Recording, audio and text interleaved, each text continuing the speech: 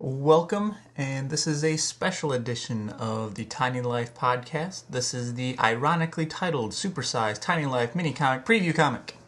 As you can see from the title, I literally colored this with a highlighter, and this is something that I recently gave away at the Space Convention in Columbus, Ohio, and I decided I would share this with everyone since not everybody went to Space this year. One day it'll be like Comic-Con, but I doubt anytime soon. The mini comic was just designed to have people, I guess, get a taste of Tiny Life without actually having to buy it.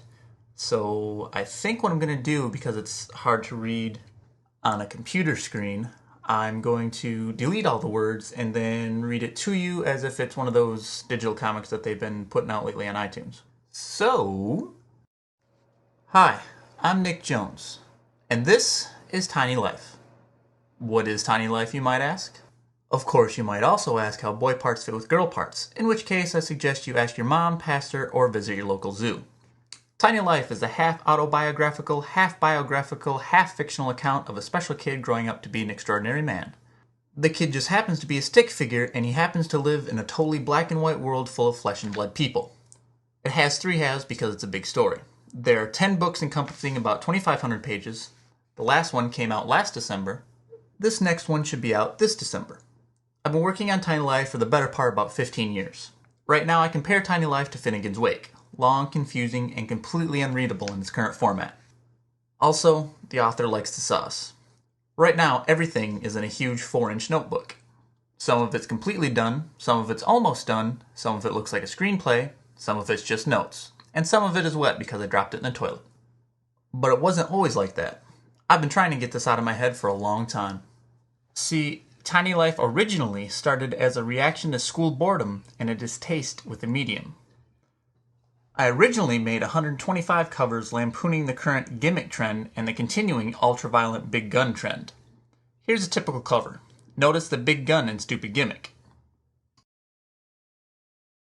Eventually, I felt like I had more to offer. I felt like I needed a plot. To put it in a way you might better understand, it's exactly the opposite way you feel about porn. So, after 125 issues of plot in my head, I decided to actually make one. Luckily, it was about this time that I had my first job as a coat check. Also luckily, the bar I worked at was never very busy. I had a lot of free time. So, I spent the next few months making Jed Jr. the first couple of years. Here's a typical page.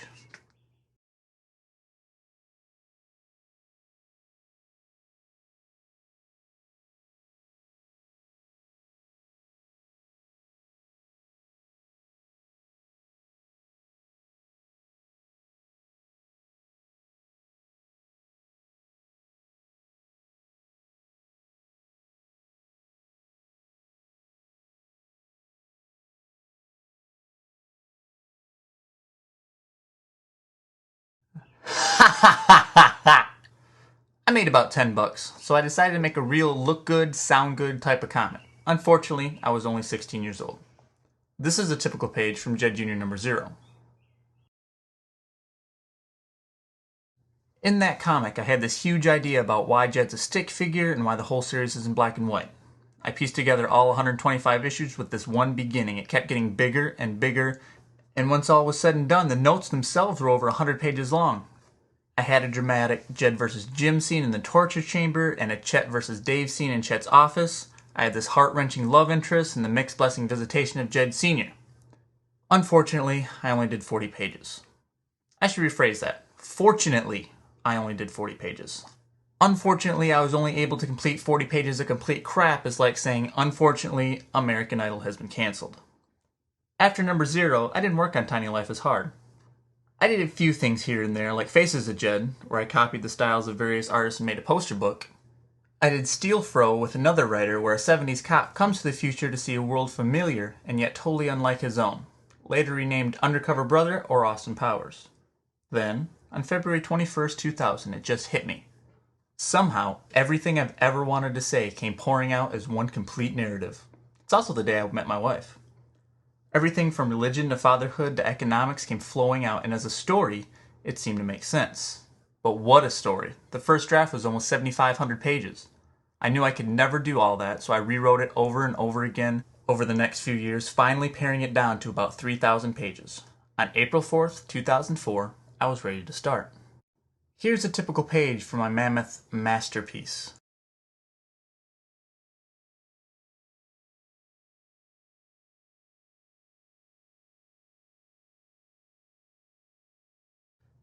I know.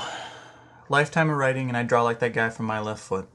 I knew it then too, so after 148 pages, I scrapped it. Knowing no one would buy it as it was, I decided to get some help. That's where Nicolas Colasidi came in. He came to the table with everything I was lacking, most importantly, the ability to draw consistently well. In December 2008, we published the first novel, L.A. In December 2009, we'll publish the next novel, Left. Hopefully, we'll publish all 10 books just like that. Hopefully, I'll finally be able to get this story out of my head and into yours.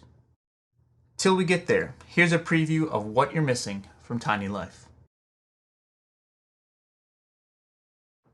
And then after that, I have 3 pages from LA.